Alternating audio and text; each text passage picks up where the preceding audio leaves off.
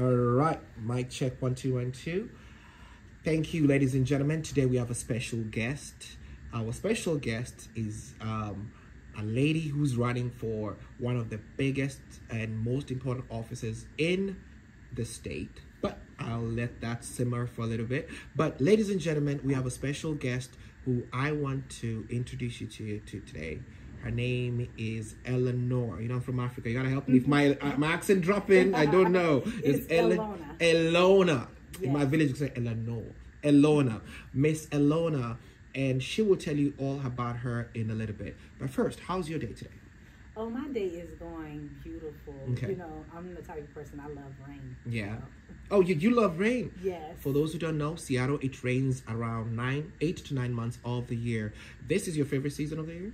Yes. Okay. It's Christmas, Thanksgiving. Happy New Month, by the way, Madam Governor. Same to you. All right. So in a few words, for people who have never crossed paths with you in the state, how would you describe what you do here?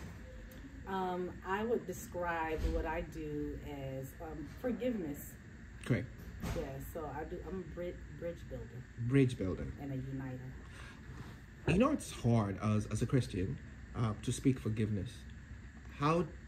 What led you to forgiveness? Because forgiveness takes a lot of sacrifice. A lot of people don't forget. Oh, see, that's where so my path and my journey came from that pain, because when I was growing up in church, I would always hear the whole you gotta forgive and forget, or get over it. And if you haven't gotten over it, you haven't forgiven. And I started to feel like, well, maybe I'm just damned to go to hell. Correct. So I was just very suicidal. Like, if I'm not going to be able to figure out how to forgive and how to forget, I'm going to hell anyway. So just go ahead and let me get there quickest, because I'm already miserable. Correct. And the way I overcome suicide and depression was that I learned that forgiveness had nothing to do with forgetting anything. It had to do with remembering, but setting boundaries. Oh, like still sitting with it, accepting it, and then, okay. Yes. So it's like, let's say I buy a house and I don't like the color of the paint on that wall. Okay. I have to accept it because it's there, right? True. I can't be not accepted. It's there. That's the first thing. So, but there's a difference between acceptance and approval. If I approve of it, then it's going to stay there. If I disapprove of it, then I'm going to do everything to get it removed. To get it removed. Yes. So whether that means I paint it, somebody else paint it, I pay for it, however that looks, is going to get done. So in our lives, things happen, whether it's traumatic or just repeatedly. And this is where like triggers come in. Correct. When we feel like we're constantly being taken advantage of, constantly being stepped on, it's because we've taught people how to treat us. Oh, okay.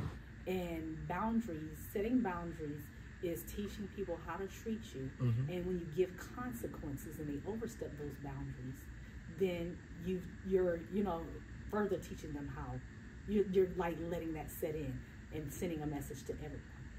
And in our communities, we don't get taught boundaries.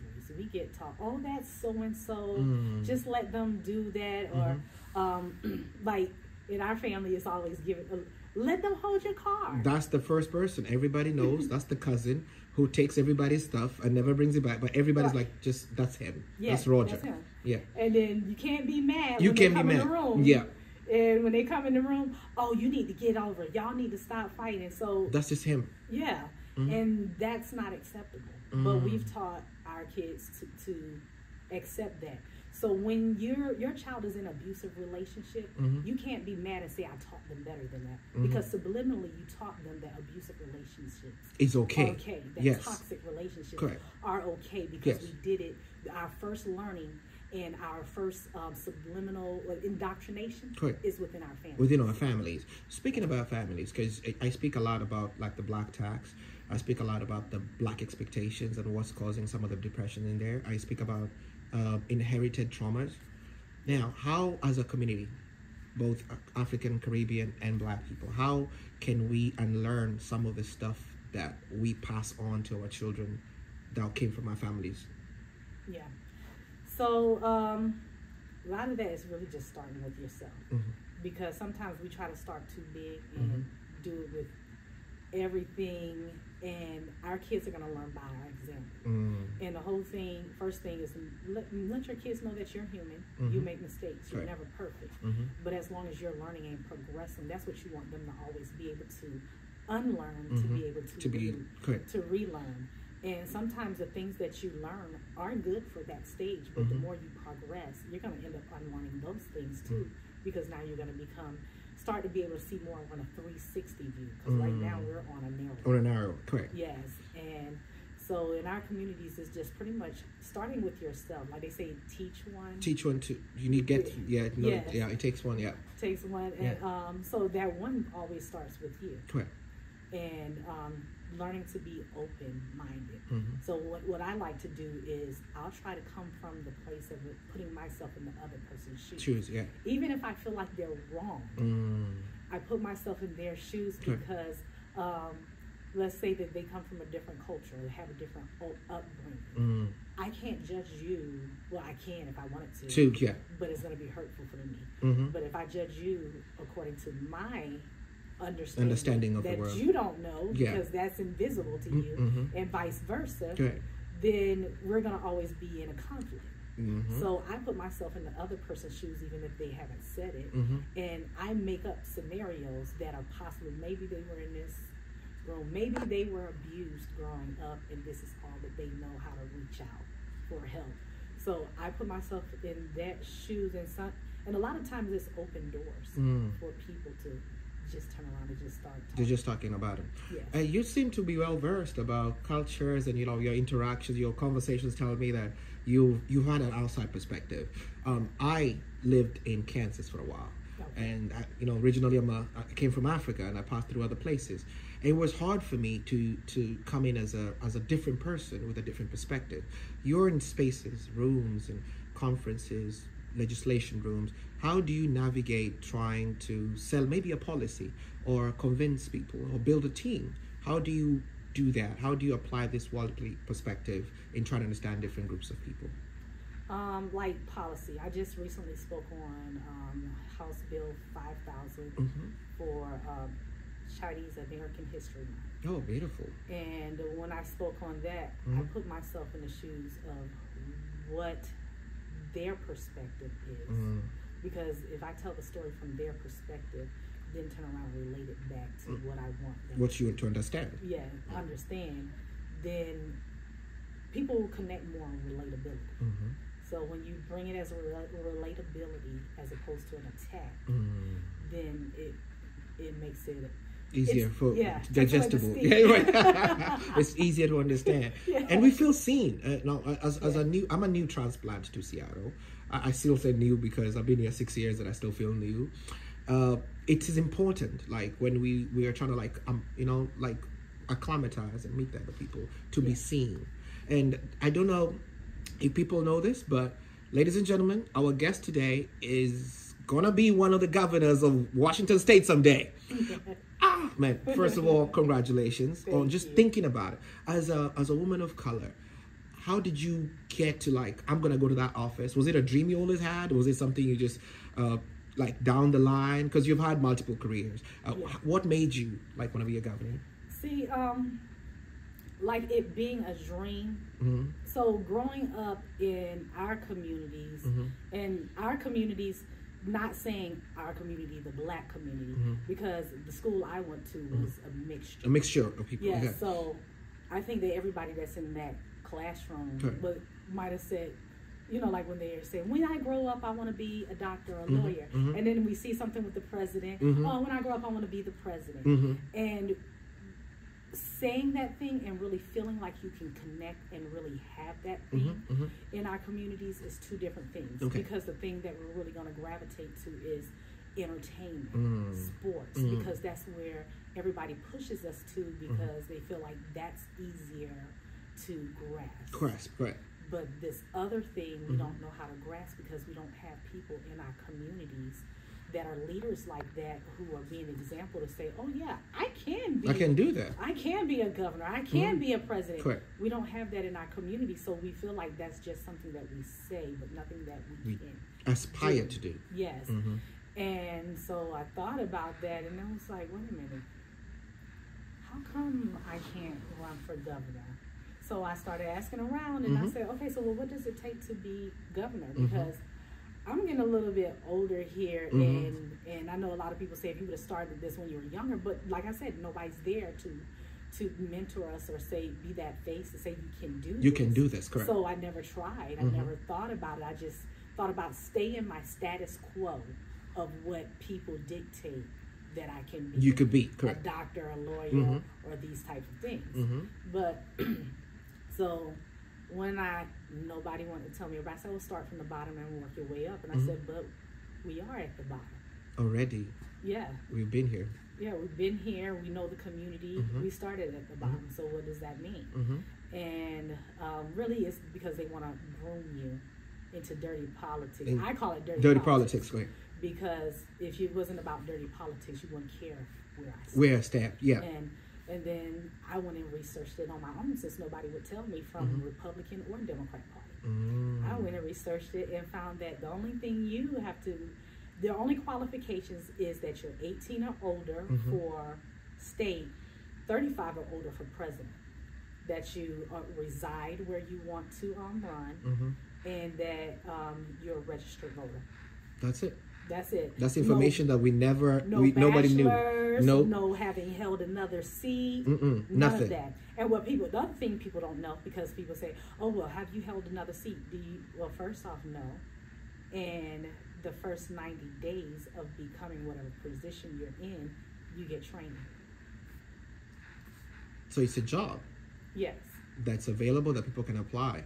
It's a position that the public can apply, but we weren't taught that. No, we subliminally think that you have to have a law degree to be governor. And you being a black woman, I know it's not easy. Some of the spaces you're getting to, you're the first pioneer. You're the first person opening these doors. How does it feel?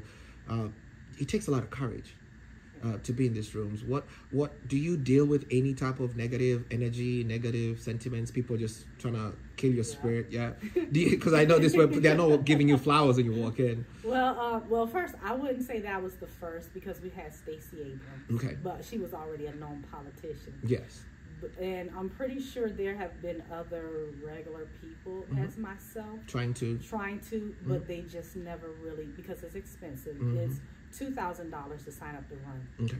And that won't be till next year. I have to come up with $2,000. Yeah. So I have somebody having that on the side already. Yeah. And that's just because in case my opponents try to damage my, try to take you to courts, correct, where you can't afford it. I have other people who have just holding $2,000 off to the side for me. Yeah. And so that one in our community is difficult. So by the time you can sign up, but if you don't have the money to be on that pamphlet, that's it's different. One thing. Yeah. And but yes, getting into different spaces. I never played the I'm a black woman card. I do say I'm a veteran. Yeah. Because people don't automatically know that looking at me that I'm a veteran. Okay. You automatically know what I am. just looking at me.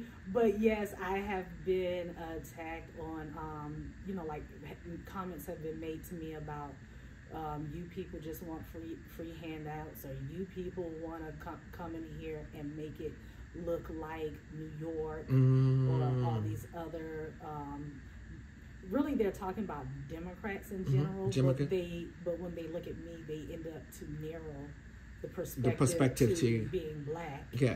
And so yes, I've gotten those talks. I've had one lady jump up in the restaurant yelling that she was that I'm a racist governor.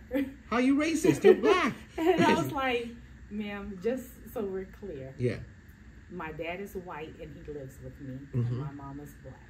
So we just came through a whole period not too long ago where black people and white people couldn't even sit together. Yeah, they weren't even But my mom was a child when segregation ended. My mom and my dad got married the year after interracial marriages were allowed. Oh. So we had to move from Florida to Massachusetts because the KKK were going to lynch us. Whoa. So that's me and my baby sister. Yeah. They were going to lynch us and my mom because we were black in Florida. So my dad moved us in the middle of the night. So I still love all of my culture. Because they both made you. Yes. Yeah. And I don't look at the negative things people are doing because I've been mistreated by both sides. Both sides, correct. And have not been accepted because at that time period in the 70s, people were still feeling like, oh, if biracial kids are confused. They don't know who they are. Know who they are, yeah. Those type of things. So I was mistreated by both sides. But I have also been loved by both sides. Correct. So I take with people with me people who are open-minded to work together and learn and grow and heal. That's the goal. That's the goal. Thank you for sharing that with us. So give us like what your morning routine is on your busiest day. Oh, Lord. Including the damage control. The damage control, anything, traffic, how do you deal with it? What's your day like? So I tell people my husband works overtime so I can campaign full-time. Okay. Congratulations. Shout out to the husband. Yeah. Okay. And so like on a typical day, I get up and it depends on who I'm talking to where. Okay. I've spoken to people who are in other countries that want to interview me on a podcast. Yes. And because it's all about I'm representing the people. I'm a message person stepping into this position. Correct. So for them, we would like to speak you, yeah. So that might be at 3 o'clock in the morning or 5 o'clock in the morning that I'll get up and do that. Then I'll take me a little nap. Yeah. Before you start your day. Take me a little nap and then have my alarm set at 7 o'clock. Okay. 7 o'clock, it'll take me a while to get from 7 to 8 to get wound up. So I put on something inspirational. Okay. And I put on a lot of things that are tell me that I belong, that I have a right to be here, that I can always learn and grow. You know, all those types of affirmations. Yes. Yeah, a bunch of inspirational things. And two, I take from those things like, oh yeah, that resonated. Let me put this. Let me put this down. That's gonna be a good meme. It's like, then I get up and then I start, like while I'm washing, my face and everything. Then I'll take my I'll have my I'll try to I have other things that I go while I'm brushing my teeth. I'm cooking at the same time. Making breakfast a little bit? Okay. Yes. Making breakfast. Then I get up and sometimes I try to do a little exercise, but I'm going to get more of my exercise when I'm out walking around. Yeah, already. Every building, that's a lot. Yes. Yeah. I try to sit there and I go over my social media plan. Okay. And I try to schedule out for the whole week and make videos and posts. Okay. And I don't make videos of me sitting here yet. No, so it has to be outside with the people. Like places that I've been all last week, then I'll probably start scheduling those videos. So when I'm doing something that day, you don't tend to get that from me. Okay. I'll post it the next week. Or 2 weeks later. Schedule it. Because now I have so many videos to go through. Edit, yeah. And pretty much I get more pictures because I don't have someone to always go with me. Okay. If my husband with me, he'll make videos. If it's just me, I'm just going to be taking selfies. like that. And I'm trying to get to the part to where I can sit down and actually just make a video talking. Right. Because I want to tell people, these are my policies. This is where I'm going to be and whatnot. But mostly I've been making relatable videos of getting out, engaging with people. Correct. Asking people, what is it you would like to see? Yeah. What is something that if you want to fix homelessness, what was something you would be? Because I want to incorporate all those things to let people know I've heard you. So right now I'm not telling people. When I get in, I'm doing this and this is what you got to do. Correct. No, I'm like listening to people. To what people are saying. Yeah, so I'm doing social media. Right now I'm doing also helping with event planning. I actually just have someone who came on my team who's taking the bulk of that. But normally it would have been I'm doing event planning, going and running around picking up the things I need. Yeah. scheduling to go meet with people, asking them to get on people's schedules. Yep. And then people don't realize that becomes a taxing thing, because now you're getting the phone run around. If somebody answers you, call you back. Correct. Damage control, because I still have a personal life. You have a personal life, correct? My car was stolen. So. Oh man, sorry. Don't tell me it's the Kia boys. Kia. Was it the Kia boys? When you become governor, we don't want the Kia boys. It's a very popular guy here. Yeah. So then I had to do that.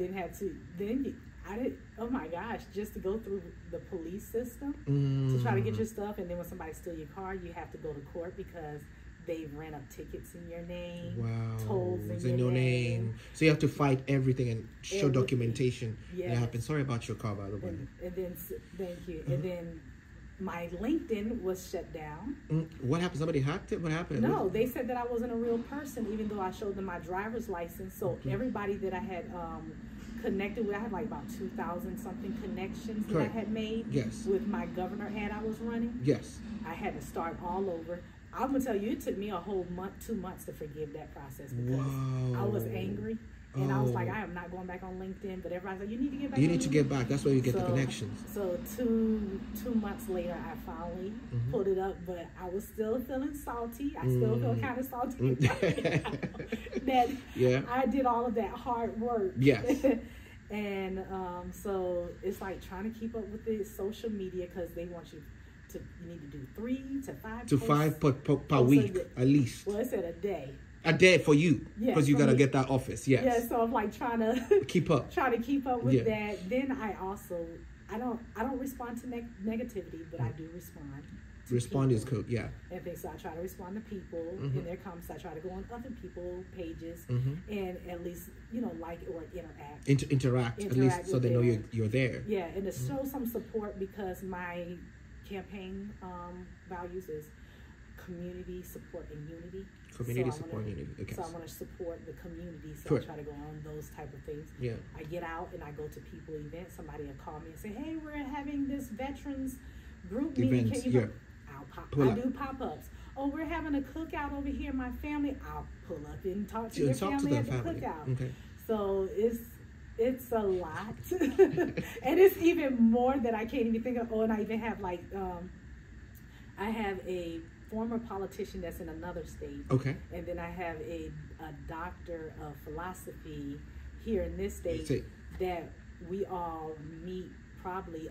We try to meet every day, but if I have a lot going on in the day, and I'm like, y'all, my brain is too tired. This is too tired today for me. Yeah. Then but we're trying to meet every day, and they'll debate me on my views, and because I don't want to be dogmatic. I don't want to be where I'm running for governor and what I say is right and that's how I feel about it. No, it's other people, and sometimes when you see everything from different aspects, it's not that your way is right. No. It's about what's right. It's not about who's right. Collectively, what's going to benefit majority of the people. So we sit there and we go over there, what is Washington State policies? Then sometimes I learn, wait a minute. I say, well, we're arguing. Why are we out here in these streets arguing about this policy when this policy actually says that? But people don't know that. Oh, okay. And we believe talking points.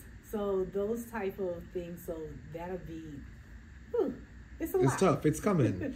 And when is the governor's race again? It's next year. So August, I believe it's August 3rd. Okay. No, is it August 3rd or August 6th? I think it's August 6th. August 6th of next year, 2024, is primaries, and then the general is November 3rd, I believe. Oh, I love that. Numbers mixed up. I'm going to have it memorized. Let's get it. We're going to get you getting in, get people to vote. What's the, quick question, just still on the politics while we're at it. What's important? Why is it important for people to cast their vote? I know a lot of people have lost the faith in both decisions of both parties and the independents, of course, and some of the decisions they've been making the last few months, years. What would you tell voters that will assure them that coming out to vote this time in Washington State, there's difference coming, there's a change coming? This election is going to be very important to get out and vote, because now we have options. Before, we've always been told, vote for the lesser evil, vote for These are your only two options. Mm-hmm. Well, now you have more people coming out and saying, no, I'm not voting for the lesser evil. I'm not voting for this person because you told me. And all of these options that you have supposedly given us, that you dictated to us, are not options. They're not people that we want leading us. So I'm out here. I'm on the ballot. Right. So I am an option. And I am, what did you say, the people's advocate. Yes. I'm being the voice of the people. I'm not being a career politician who I'm not party picked by either party. Yes, I'm running as a Democrat, but Democrats didn't pick me.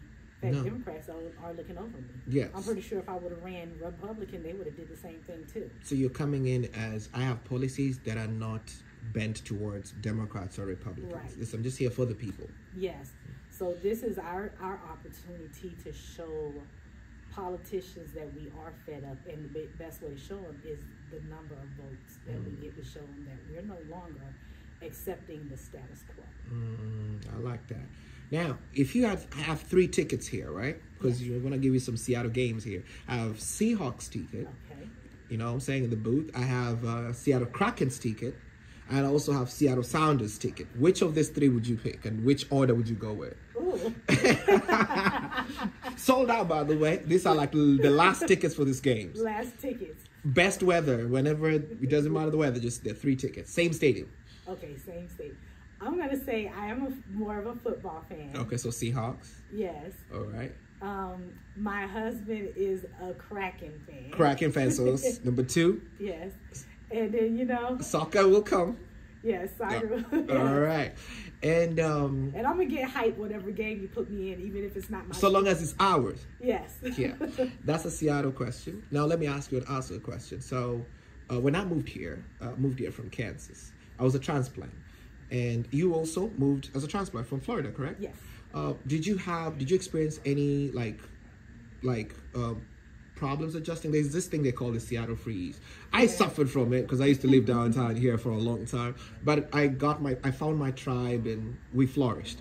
Was there any challenges you had when you came here? Maybe food or anything?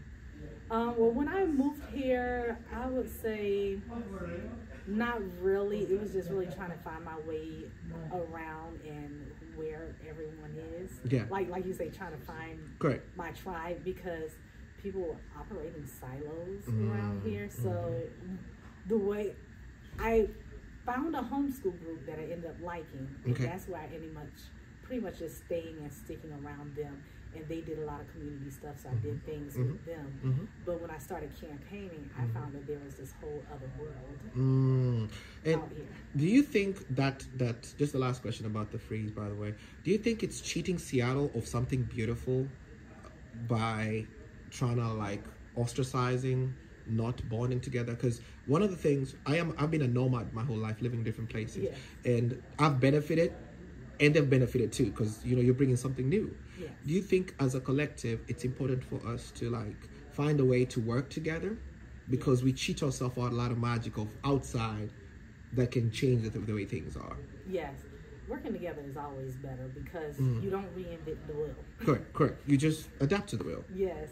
And two, you might, let's say that you might have a business that makes stuff. Yes. And I might have a business where I'm always just buying the products to put in my store.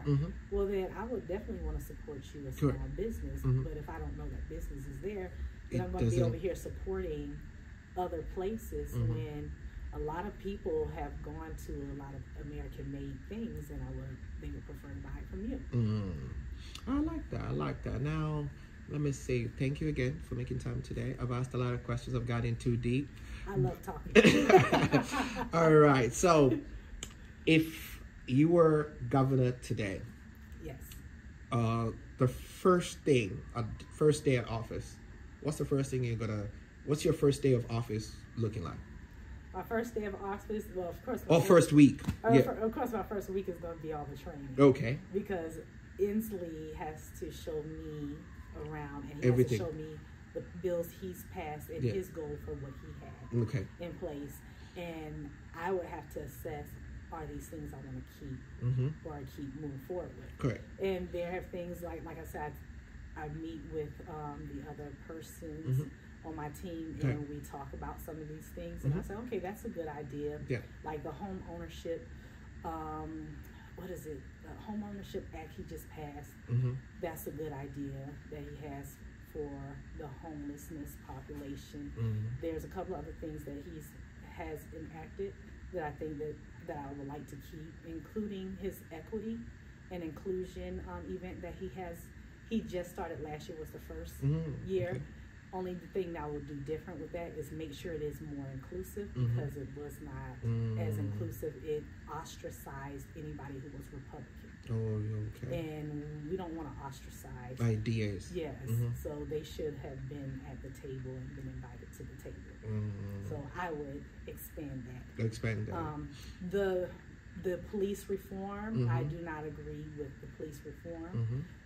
Like the no police chase. I understand that in our communities we do have a higher rate of crime. Of crime? Well, police brutality. So I know that his whole thing was to try to lessen that, but we have I would say, I think it's 78% of our crime is nonviolent, and so that's what he's more gearing the non-police chase. But however, it's a crime against our communities, because I was robbed. My car was robbed. Yeah. That happened. Yeah, when these things happen in our community, we can't afford to replace that, and we're hard-working families. So to say that there's no consequences for people doing these robberies and these simple things that we feel are simple, these things add up to people who don't have that much money. Correct. So there still needs to be accountability, but yes, we still need to make sure there's stringent accountability for police brutality as well. So don't take away accountability measures over here holding people from not doing wrong. Keep that, but also make sure that we have steps and measures over here. And one thing is to make sure that we're building relations within our communities. I think that if we have our offer incentives, we wouldn't force a police officer to live in the community, but tell them we'll give you an incentive to live in the community that you're serving. Because if people see your face and you see those family faces, you're going to have more of a connection. You'll understand their pain if there's a loss. Yeah, you'll know that, oh, so-and-so, they're just arguing. They're not abusive to each other, correct? Yeah, they're just arguing. We know how to de-escalate this because we're in this community. So give them like an incentive. Hey, will you get free rent or half off your rent? Correct. They would be happy to be able to pocket some money. Correct. And whatnot. Doesn't, like if you don't want to live in the community, you don't have to, but you won't get that incentive. Yes. Police training. I think police training should be longer. We only have a 4-month training. I was in the military. We did 4-month basic training, and I know a lot of our police are, they say are veterans who come in, and people's complaints are, oh, they come in with that anger and they're taking it out on the communities. Well, we're not trained to, emotional intelligence. Emotional intelligence and those things. So make the training a little bit longer. Give some type of, like unions. Police unions, union, but my husband is in a union. I think 5 years he journeys out, but they're making sure he has an all well-rounded training. Correct. And hands-on experience in that. So give that good, well-rounded experience with our police officers to where they're able to cope with all of these things. Also include mental health for them, because they go through a lot. They do build up these fears from experiences. So make sure that we're including these into the policies. Yeah. Yes. Thank you so much. I like that. I like how you brought that in. Thank you. Now my parting shot for women, like yourself. Because you're representing every woman, not just women of color, but women of color is great as well. What's that parting shot that you want to tell women who aspire to get into this big boy offices that you're in right now and step into these places, whether it's a small business, whether it's a politician or a scientist or somebody, an engineer in school? What's a parting shot you would tell these girls? I would tell them, look, women, we birth nations. Yeah. We teach the men who are running our country. We do all of these things. But in our research sessions that we've been doing, we find that it says that more women are getting into politics and doing all of these things than men. Yes. And one of the people on the team asked, why do I think that is? I think that is because women are starting to realize that we do all this teaching. How come we're not in the position? In the position, correct. So we're stepping up and we're just saying, hey, open the door. Come on, like mama's here. We're here now. Not now. Yeah. Why did everybody vote? What is it? Why did everybody vote for Patty Murray? They call her the mom and yeah, we're mom. Yeah. So people are looking for more of that structure, and even though when people say women are more nurturing and more about their emotions, people are wanting some more of that. Like, don't just be so rigid that you forget that people need to be human. We have a housing problem. Yes. I've been in a house before. I just wanted to camp outside my car for a few months. Have you ever camped anywhere outside your house for a few weeks or a few months? Yes. So when I and I'll tell you right now, that's one of my platforms is the unhoused and homelessness. Is because I'm going to make my platform more things that I really can relate on.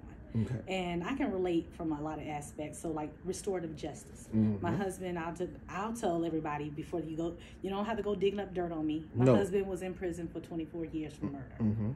I'll tell you that. You say that, yes. Yeah, but I call him the poster child of what reform justice should look like. It's a product, beautiful end result of reforms, yeah. And then like I said, homelessness. I didn't even know that I was homeless one time until I was like at my kids' school. And so I homeschooled, but the school allowed me to put my kids into certain, public classes. And so I went up there and I told them, I said, look, I just want to know, do you guys have any food for, like that I could take home? Because right now I'm like pinching pennies. And we're staying in my car, but until tomorrow when I get paid and I can go stay in a hotel. And, like I was telling them these things. And like I said, she said, you're homeless. I said, oh, no, I just can't afford the 3 times, rent 3 times the rent to get approved. Yes. I said, I just can't afford the 3 times, so I'm trying to find a private owner. And the lady said, you're homeless because you don't have a place to stay. I was like, no, I'm staying in my car. At that time, you were like, finally, like, and then I like when I said, oh, I am homeless, huh? It starts to sink in. Yes. And then I didn't know there were programs out there. Being a veteran, for me as a veteran, I didn't know like all of these different things that were out there. But it was frustrating because that was like the second time. First time I was homeless was when I got out the military and I had my 2 kids. And then I went to the veterans office because I saw a paperwork in one of the government assistance. Stuff.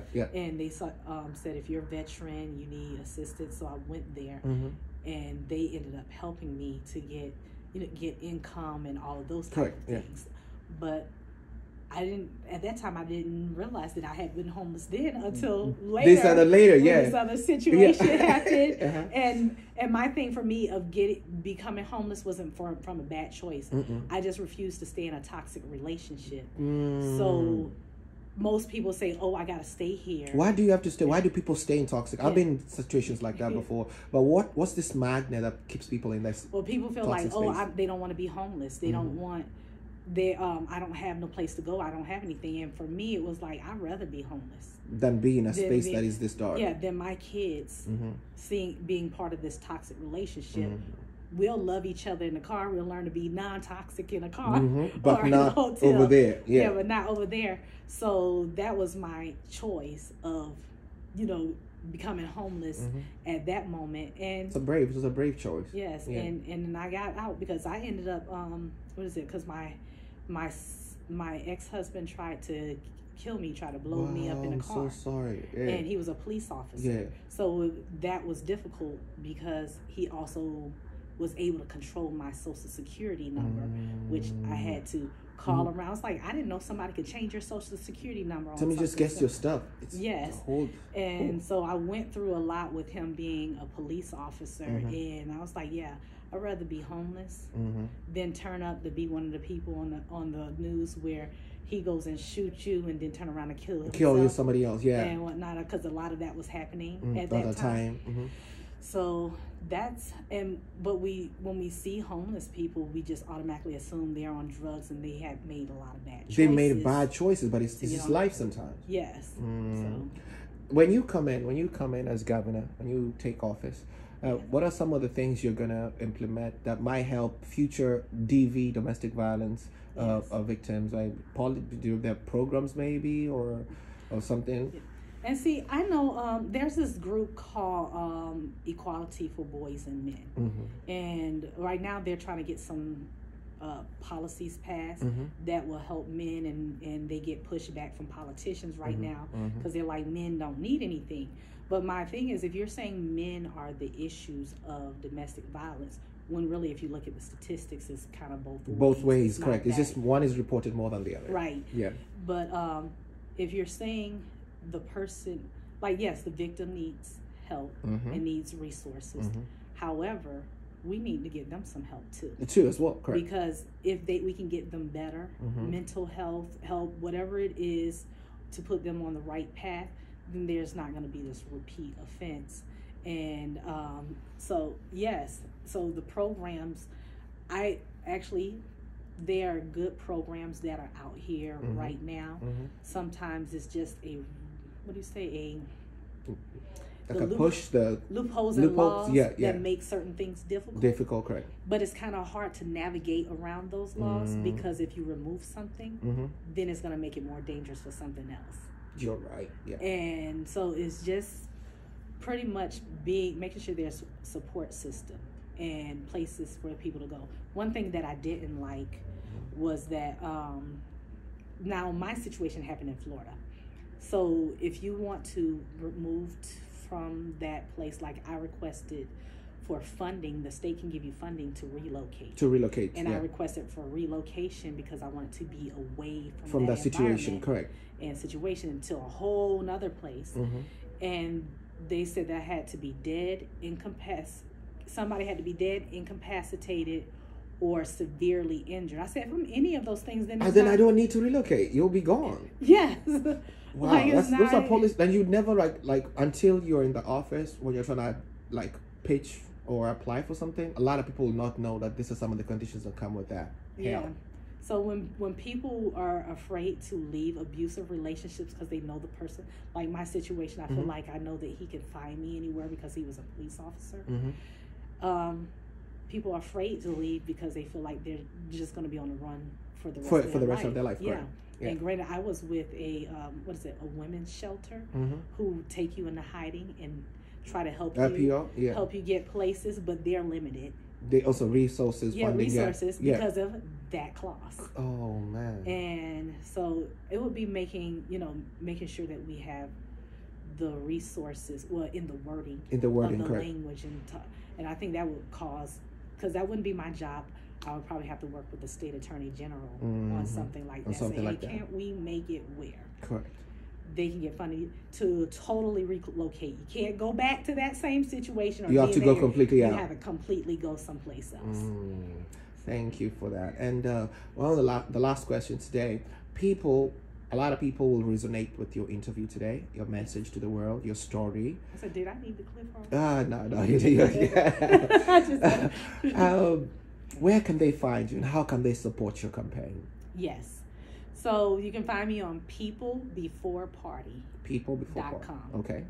And, the best way to help me is donation. Donation, that's the word right there. And I like to put it, instead in the form of money, 50,000 people. If 50,000 people donate, I can reach my goal. And we're knocking this off the park. Yes. Okay. So 50,000 people, the minimum donation they'll let you give is $5. So 50,000 people donating $5, you just contributed to $250,000. To a change. Yes. So that's what I need. Donation. 50,000 people donating, so go donate right now. Yeah, let's get it. And social media? Social media, everything is at Elona for Gov. That's ELONAFORGOV. Okay, and she has good profile pictures, so go over there and give some likes, right? Yeah. All right.